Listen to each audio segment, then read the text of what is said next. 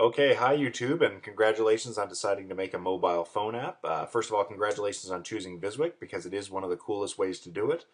And congratulations on successfully getting through the sign-up process because if you're looking at this screen or you're about to get through the sign-up process, you've made it through. This is what you see when you start a brand new Vizwik project. Now, normally there's a tutorial that pops up here, which is great for teachers and students and anyone just checking in for the first time. It shows you how to make a quick 30-minute demo project, shows teachers how to make class codes, but that's for the educational side of things.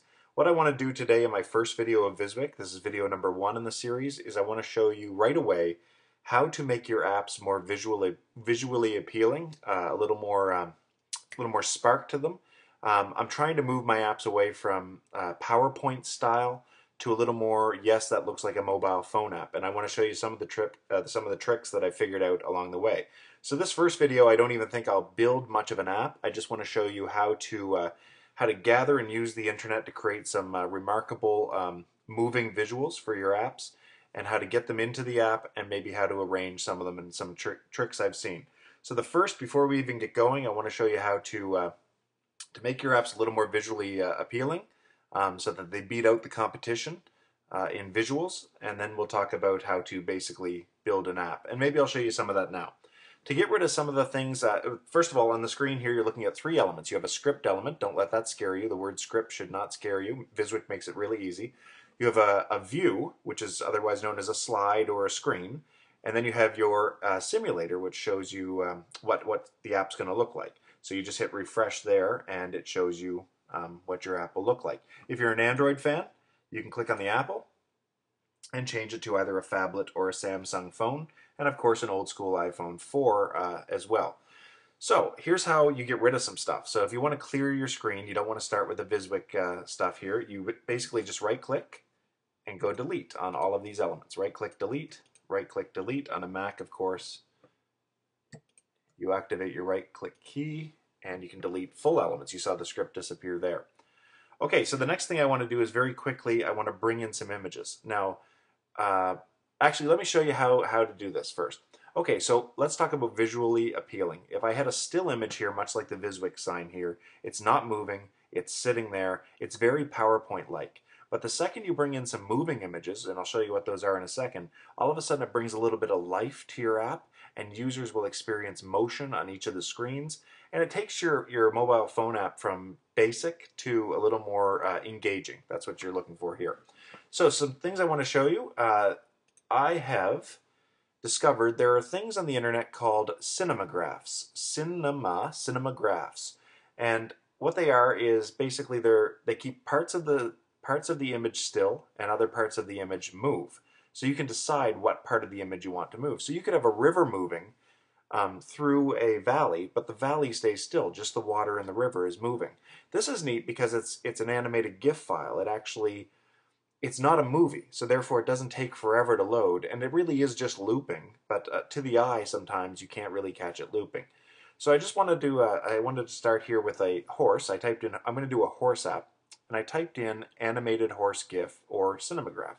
So you can see GIF or GIF, whatever you want to call it, .gif file. I typed in animated, and I found this one right here, so I downloaded that. Another thing is you can make your own. So if you wanted to make your own, there's all sorts of sites like gifmaker.me where you upload a series of images. You can tell what size you want it to be, what size you want the GIF file to be, how long each of the images should last. Is it milliseconds? Is it 2 seconds? Do you want them to fly through? Repeat time, if you want it to repeat. And there's even a music element down here because in the end you can output to a GIF, which we just saw, the horse, or you can actually create a video animation. So there's all sorts of these sites. Don't get married to this one, but there are many out there where they allow you to create your own GIF file. Another thing is there's a whole bunch of font creators, and they're really cool because the fonts provided in Vizwik at this point are not exactly varied. In fact, I think there's only like 6 or 7, and you're not going to be happy with them. So if you really want to make some motion and some sparkling and some wow happen in your app, it's as easy as going to sites like Cool Text here. Cooltext.com. Basically, how I did this was I chose my theme. Out of all of these themes, you can see some of them move. There's fire, there's like lava. So I chose this one here. It's called Blinky. I type in what I want it to say. I can choose a whole bunch of different text colors and things like that. I know I'm working with black, and then I just went create logo. And of course you can download it from there. The only other thing I want to show you is when you're putting buttons into your app, Vizwik again is a little weak on the button end of things right now. So you might want to make your own buttons or find your own buttons. Just remember when you're making or finding your own buttons for educational purposes, you want a transparent background. So make sure it's transparent. How do you know it's transparent? Well, you're going to have this speckled checkboard effect in behind the image. And that's telling me no matter what I put this horseshoe on, no matter what color I put it on top of, it doesn't matter because everything you see as a checkboard here or a checkered board doesn't exist. So that it's going to look beautiful on top of black, pink, orange, yellow. You will not see a background color. Okay, so let's get back to Vizwik for a second. I have uploaded all of these photos and I want to show you how to start building my app. So the page right here that's starred is the page you're going to see when you first go into Vizwik. So anything that's starred, any view that you actually star is your launch page, your welcome page. So if you open the monkey wrench, you can actually see that I've uploaded a significant number of images here. Each of them is moving in their own weird way. There's a race car in case you wanted to do a racing app. See how cool that looks compared to just a still picture. There's a bicycle tire with raindrops falling on it. Now I know it looks weird with the white around it, but let me show you what's going to happen with the horse one here in a second. And there's my horse one. So my app today is a horse app. What I'm going to do is you can either tile it, which looks bad. You can stretch it, which looks really weird because the bigger the phone, the longer the horse is going to look. It really looks bad unless you have a really large image, and if you go stretch, it'll shrink it down. That's what makes it look really good. So use stretch when you have a really big image, way bigger than the actual phone's view, and it'll shrink it down to fit. Don't use it to stretch it larger. I go back to normal, and I love positioning the horse somewhere on the screen where there's actually motion. Now I know coming up here on my slide that I'm going to want a nice beautiful title to welcome people into my actual app. So what I did was I positioned the horse down here to leave room for my actual title and some information maybe right here in the way into the app. So look what I did again. I simply chose the horse, positioned the horse based on these little things. Now, you notice that the white up here looks horrible, so what you want to do immediately is try to match your background styles, and you can see that my app is already looking way more stunning than it was like 2 minutes ago. The last thing I would do is, the next thing I would do is I would find my font that I had right here. You can drag images up and drop them into the app.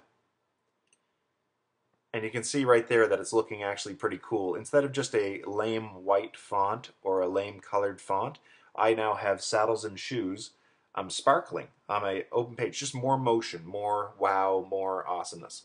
To reload this, hopefully this will work. I hit reload, and there's how it'll look on an actual iPhone. So when someone opens my app at this point, they'll have the horse's head turning, they'll have the saddles and shoes. My next step, of course, would be to bring in some text and, of course, a button of some type, maybe the horseshoe. Let's see how that works. I do have a horseshoe here. Remember, the background is not there. So I would drag that in.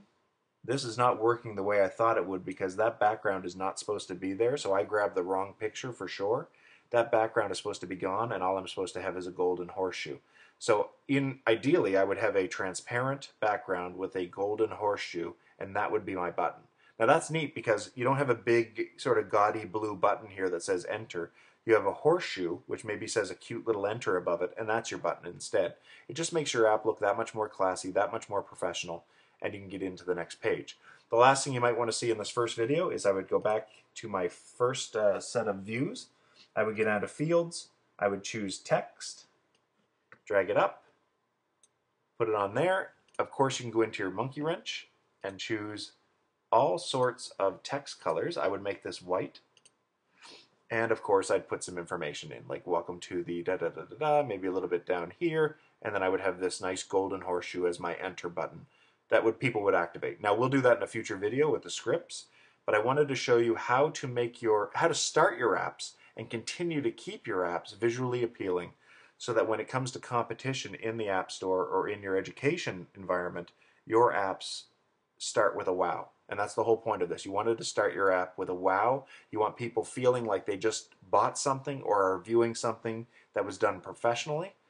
And if you can't make your creations like this horse, if you can't create that, feel free to borrow it for the sake of education. Just don't make any money off of it.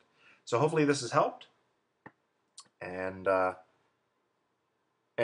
I'll be back with another video showing you basically how to set up scripts, how to move from page to page, and some other things. So this was a 10-minute video. Sorry it took a little while longer there, but it started with how to make your apps visually appealing.